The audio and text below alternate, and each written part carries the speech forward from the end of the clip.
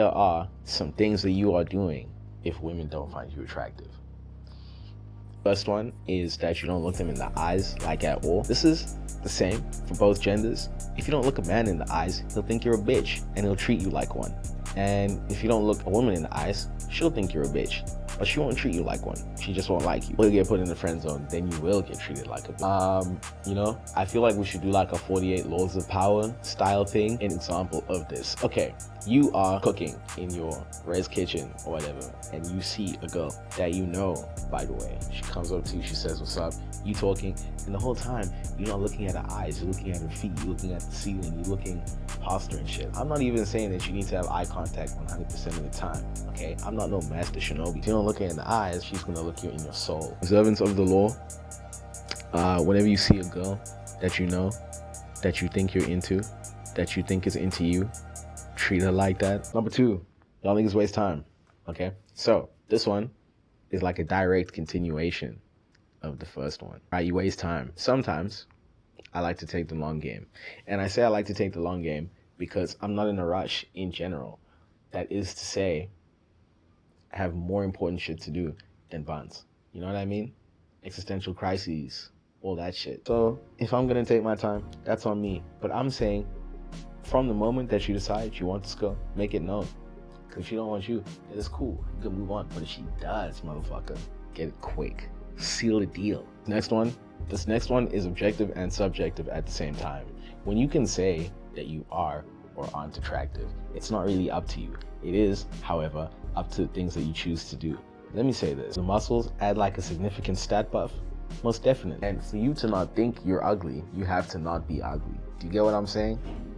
Not being ugly is a physical state of being, brothers and sisters. It is a physical state of being.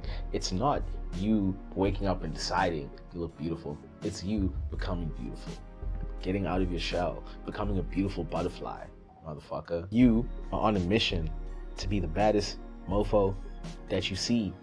You want to be the baddest mofo in the mirror. You know what I mean? I'm talking Drake bad too. I'm not talking about no hard style shit, okay? I'm not gonna say what he says. Then think about it. Really think about what you're trying to do. If you think you're ugly, but you want a girl you think is attractive to think you're attractive, you're trying to prove that you are something that you clearly aren't in your own head. See, that's what's important. You might be an ugly ass nigga. You might be ugly as fuck, okay? She might think you're ugly. You might know you're ugly, but if you don't feel ugly, she won't find you ugly. Sometimes. Next one on the list. Niggas just don't shoot. Niggas don't shoot enough. Listen, you know, one thing that I have started to understand at this age of my life is it's not that dudes have a shortage of chances. They do not have a shortage of chances. They're just not taking them. You know what I mean? Look, you miss all the shots you don't take.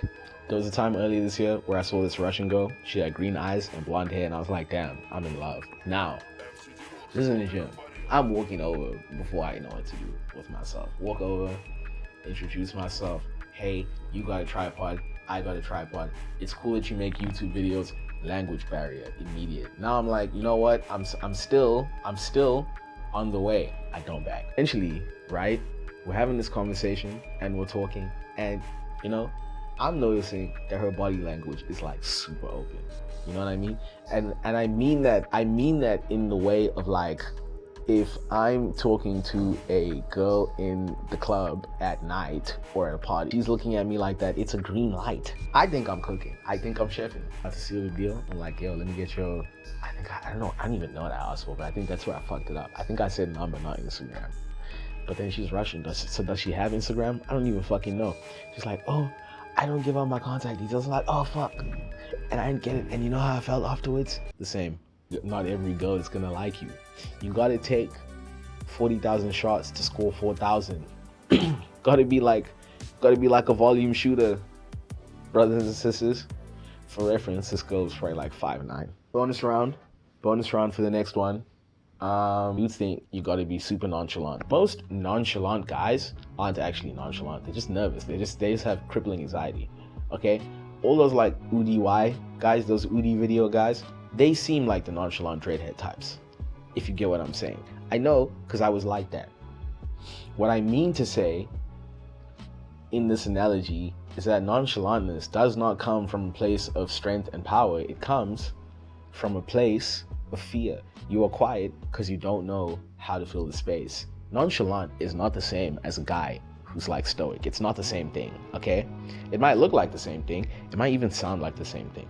When the guy gets it right, you can't tell the difference, but it's got holes. The difference between a dude who's nonchalant and a dude who just doesn't need to talk all the time is that one is going to open up when the need comes.